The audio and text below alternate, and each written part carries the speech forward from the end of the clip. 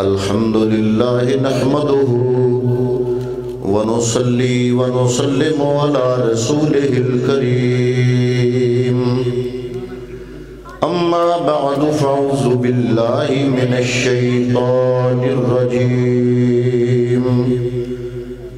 بسم الله الرحمن الرحيم وإنك لعلى خلق عظيم صدق الله مولانا العظيم وصدق رسوله النبي الكريم ونحن على ذلك لمن الشاهدين والشاكرين والحمد لله رب العالمين دونوں عالم میں ہے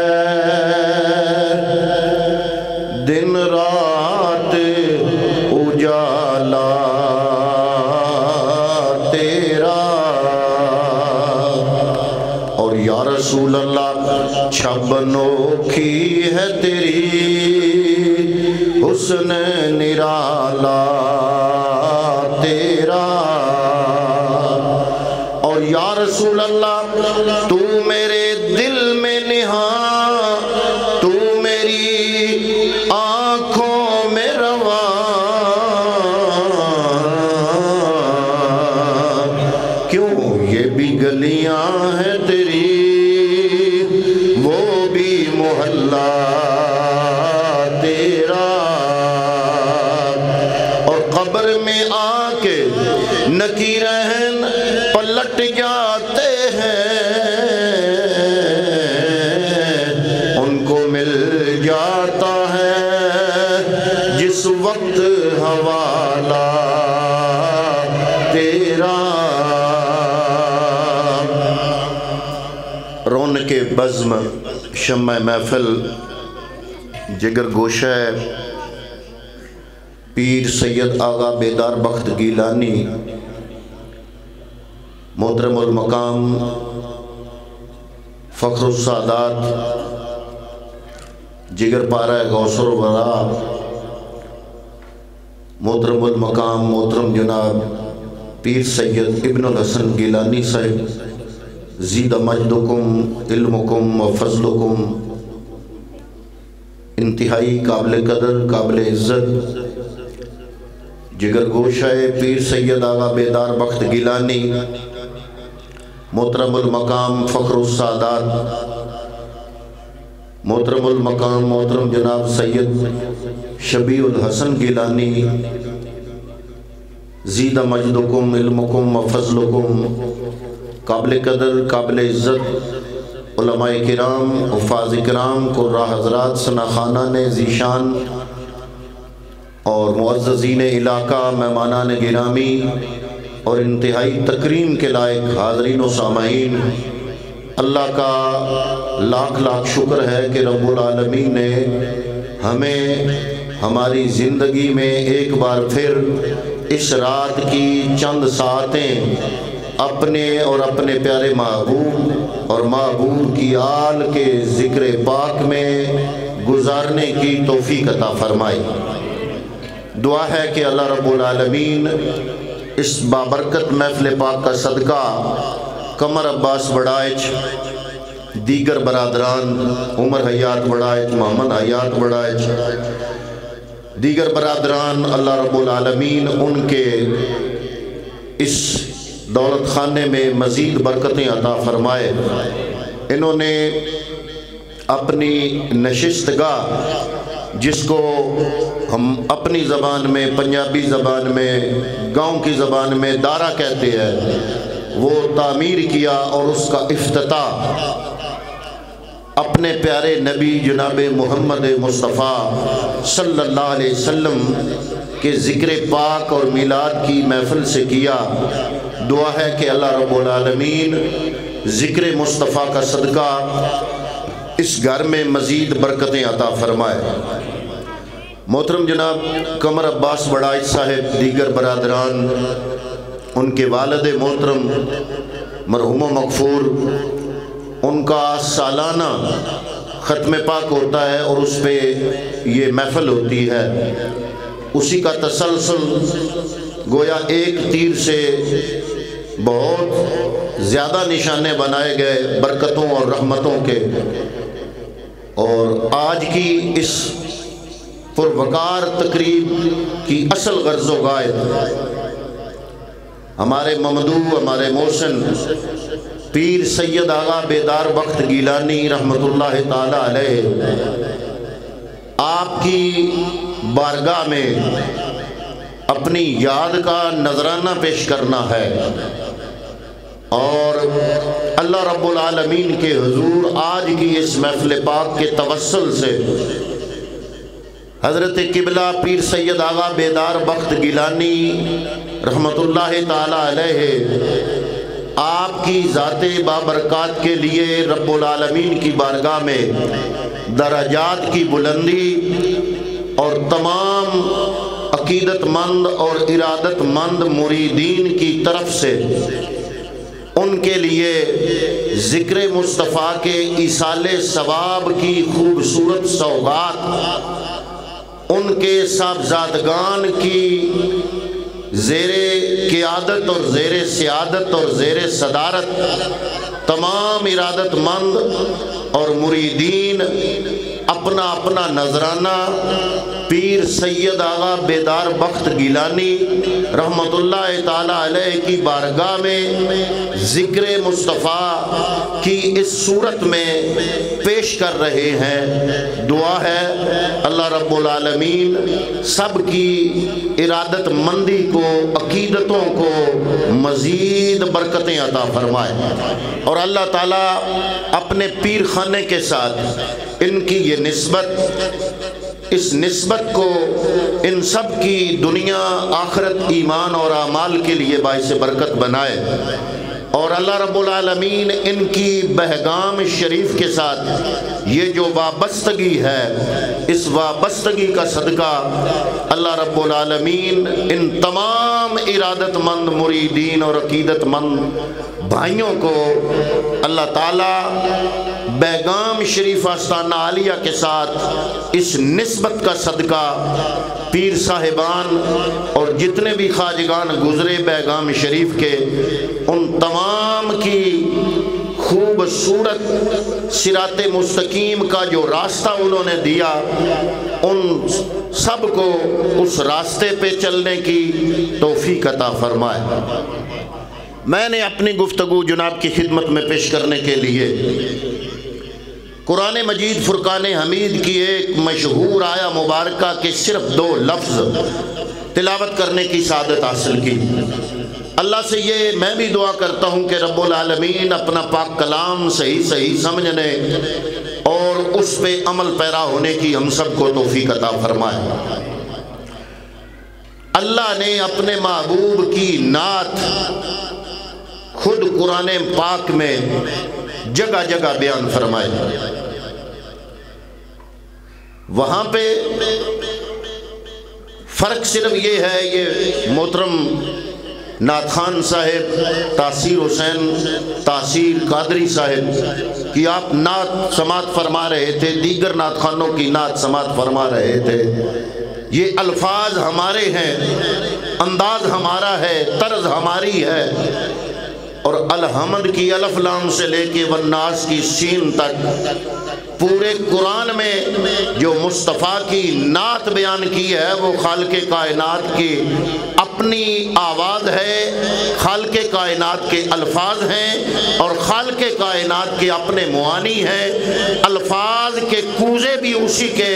اور ان کوزوں میں معانی کے سمندر بھی اس رب العالمین کے۔ اللہ رب العالمین نے لہجے بدل کے، انداز بدل کے، الفاظ بدل کے، کبھی اپنے محبوب کے بددعا مکھڑے کی نعت بیان کی، کبھی واللیل زلفوں کی نعت بیان کی، وہاں خالق کائنات خود نعت خوان ہے سرکار دو عالم کا، اور کبھی میرے محبوب کی پوری زندگی کی قسم اٹھائی، اور کبھی اللہ رب العالمین نے میرے محبوب کے لب مبارک کی نعت بیان فرمائی، کبھی اللہ رب العالمین نے میرے محبوب کی لب ہائے مبارکہ سے ان پتلی پتلی گلے زلف کی پتیاں جو تھیں ان سے جو الفاظ ادا ہوتے تھے ان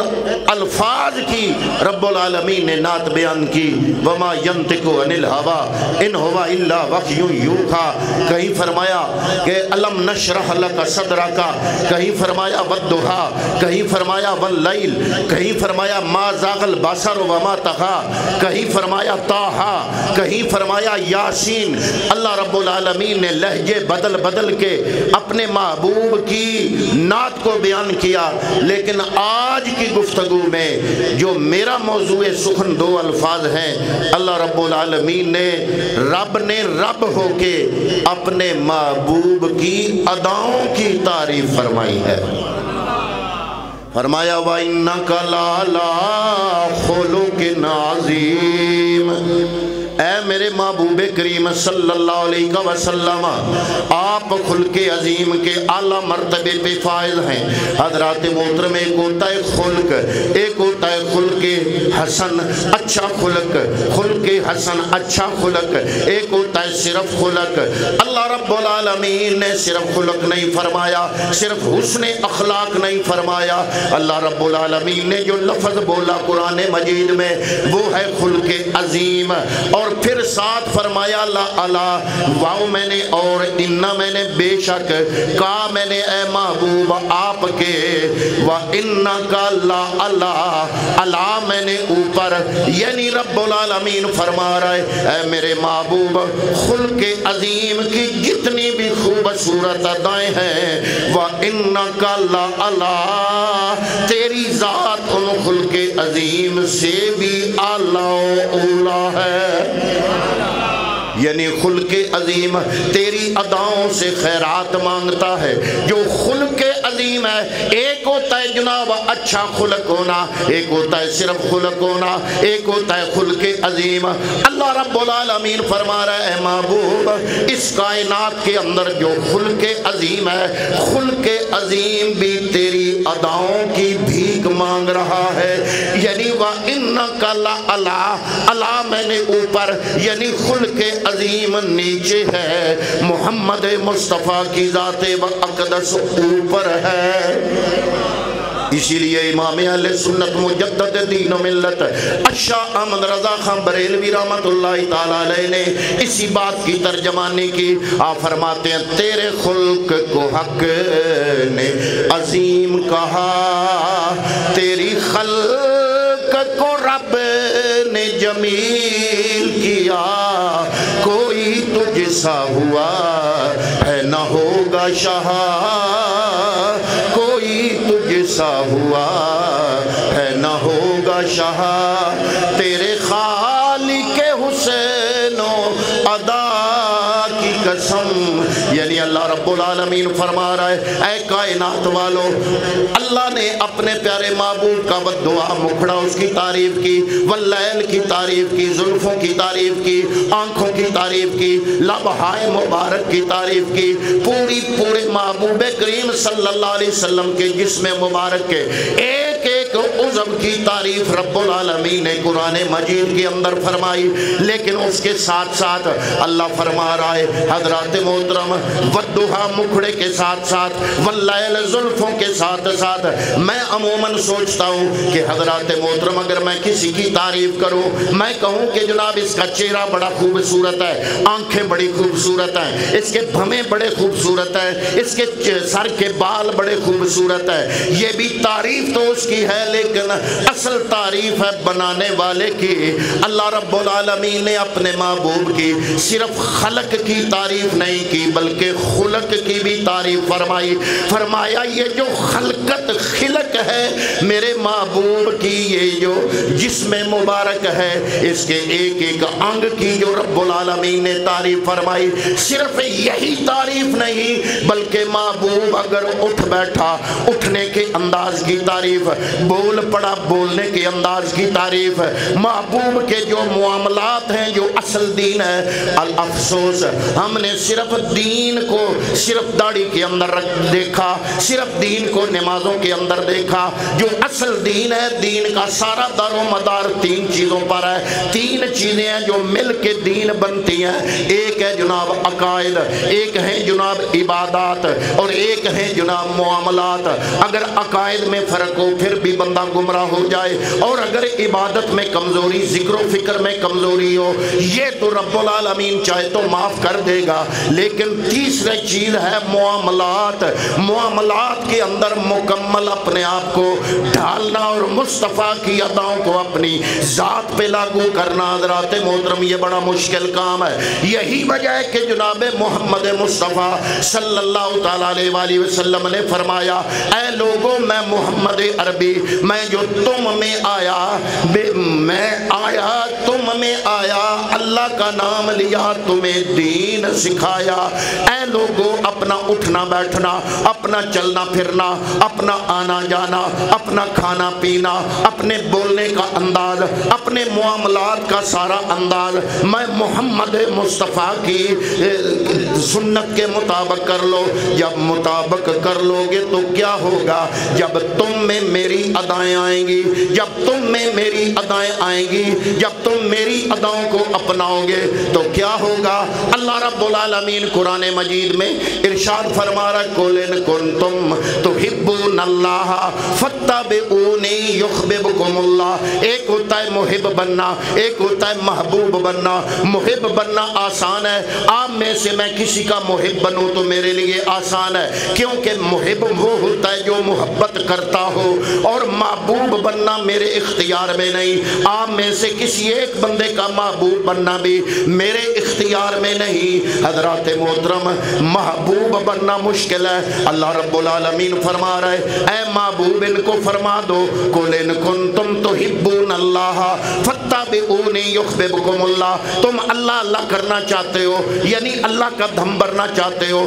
اللہ کے قرب میں آنا چاہتے ہو، اللہ کی رضا چاہتے ہو، اللہ کی خوشنودی چاہتے ہو، اللہ کے قرب میں مقام چاہتے ہو، طریقہ ایک ہے، فرمایا فَاتَّبِعُونِي، میرے محبوب کی اتباع کر لو، میرے محبوب کی اداؤں جیسی اپنی ادائیں بنا لو۔ یا اللہ کیا ہوگا؟ فرمایا یحببکم اللہ، پھر تم صرف میرے محب نہیں، محب بننا آسان ہے، محبوب بننا مشکل ہے، پھر تم صرف اللہ سے محبت نہیں کرو گے بلکہ رب العالمین خود اپنے نبی کی ادائیں تم میں دیکھ کے خدا خدا ہو کے تمہیں اپنا محبوب بنا لے گا۔